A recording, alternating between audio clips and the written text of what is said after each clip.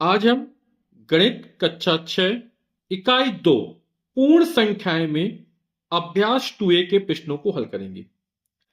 पहला प्रश्न है, सबसे छोटी पूर्ण संख्या बताइए। तो इसके पहले जो हमने इकाई 1 पढ़ी थी वो क्या थी? प्राकृतिक संख्याएं थी। और प्राकृतिक संख्या को क्या कहते थे? गिनती संख्याएं भी कहते थे। और ये कहां से प्रारंभ होती थी? 1 2 3 4 5 6, है ना? और कहां तक जाती थी? जिसका कोई अंत नहीं था, अनंत तक जाती थी। तो सबसे छोटी प्राकृतिक संख्या कौन थी? 1 थी। और सबसे बड़ी प्राकृतिक संख्या, है ना, उसको हम लिख नहीं सकते। क्यों? क्योंकि सबसे बड़ी प्राकृतिक संख्या लिखे उसकी अनुवर्ती संख्या होती है ना। इस तरह पूर्ण संख्या, जब प्राकृतिक संख्याओं में शून्य को सम्मिलित कर दिया गया तो पूर्ण संख्या बन गई। जैसे 0 1 2 3 4 5 6, इसी तरह अनंत तक, है ना। तो सबसे छोटी पूर्ण संख्या क्या हो जाएगी? 0। शून्य सबसे छोटी पूर्ण संख्या है।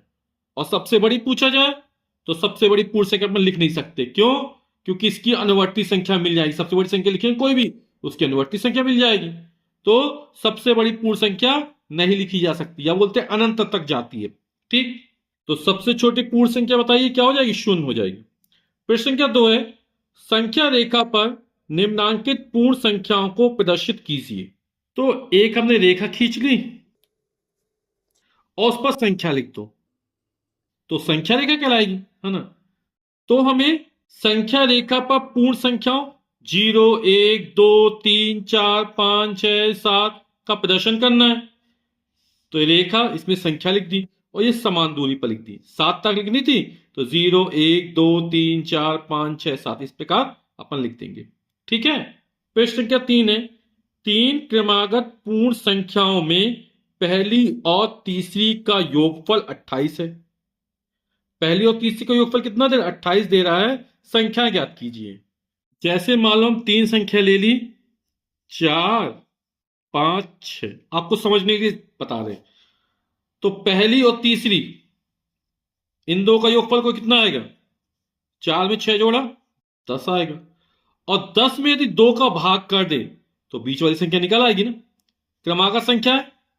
4 में एक जोड़ा 5, 5 में एक जोड़ा 6, 6 में एक जोड़ा 7, ये क्रमागत संख्या कहलाती है ना। जैसे हम दूसरा उदाहरण ले लेते हैं, 10 लिया, 11 लिया, 12 लिया, 3 संख्या ली, क्रमागत संख्या। ठीक है। तो 12 में 10 जोड़ो, कितना हो जाएगा? 22। और 22 में 2 का भाग कर दो तो 11 निकल आएगा। यानी पहली और तीसरी संख्या को जोड़ दिया जाए और उसमें 2 का भाग कर दो तो बीच वाली संख्या हमको निकल आती है। अब जब बीच वाली संख्या पता चल जाती 11, तो इसमें घटा दो, पूर्ववर्ती संख्या 10 हो जाएगी और अनुवर्ती संख्या 12 हो जाएगी। तो तीनों क्रमागत संख्या हमको मिल जाती है। तो पहली और तीसरी का योगफल हमको कितना दे रहा है? 28 दे रहा। ठीक, हमने क्या किया, इसमें 2 का भाग कर दो तो हमें बीच की संख्या पता चल जाएगी। तो 28 में 2 का भाग कर देते हैं तो 28/2 कितना आ जाएगा? 28 में जब 2 का भाग करेंगे 14। तो बीच की संख्या, मध्य की संख्या क्या हो जाएगी? 14 हो जाएगी। तो अब 3 क्रमागत संख्या ज्ञात करनी है, बीच की मिल गई। तो प्रथम क्रमागत संख्या क्या हो जाएगी? जान चुके, इसकी पूर्ववर्ती संख्या होगी। और पूर्ववर्ती संख्या कैसे निकालेंगे? 14 में से एक घटा देंगे। 14 में से एक घटा, 13 आ गया। द्वितीय संख्या बीच की संख्या होगी, वो 14 ही रहेगी। और तृतीय संख्या क्या हो जाएगी? आप लिख सकते हैं पहली संख्या, दूसरी संख्या, तीसरी संख्या। ठीक है। तो इसकी अनुवर्ती संख्या होगी, तो 14 में से एक जोड़ देंगे तो कितना हो जाएगा? 15। तो हमारी 3 क्रमांक संख्या कौन सी? 13 14 15, है ना। ये 3 क्रमांक संख्या हो जाएंगी। और हमें पहली और तीसरे का योगफल दिया, 15 में 13 जोड़ो तो 28 हो जाएगा। ठीक है। उत्तर लिख देंगे, अतः 3 क्रमागत संख्या 13 14 15 है। प्रश्न का चौथा है, यदि 3 क्रमागत पूर्ण संख्याओं में मध्य की संख्या बीच की संख्या 39 हो तो तीनों संख्या ज्ञात कीजिए। अब मध्य की संख्या में पता चल गई, इसमें बीच की संख्या मिल गई थी, है ना। अब क्या करेंगे, इसकी पूर्ववर्ती 39 की, 39 की अनुवर्ती संख्या ज्ञात कर लेंगे तो 3 क्रमांक संख्या हमको मिल जाएगी। तो मध्य की संख्या या बीच की संख्या कितनी दी जा रही है? 39 ठीक है। और 3 क्रमांक पूर्ण संख्या, इसके पहले क्या हो जाएगी? इसकी पूर्ववर्ती संख्या। तो पूर्ववर्ती संख्या कैसे निकालेंगे? 39 में से एक घटा देंगे, कितना हो जाएगा? 38। दूसरी संख्या मध्य की संख्या होगी, वो 39 की 39 ही रहेगी। अगली संख्या क्या होगी? तो 39 की अगली संख्या नहीं, अनुवर्ती संख्या। अनुवर्ती संख्या कैसे निकालते हैं? एक जोड़ कर निकालते हैं। तो 39 में एक जोड़ देंगे, हो जाएगा 40।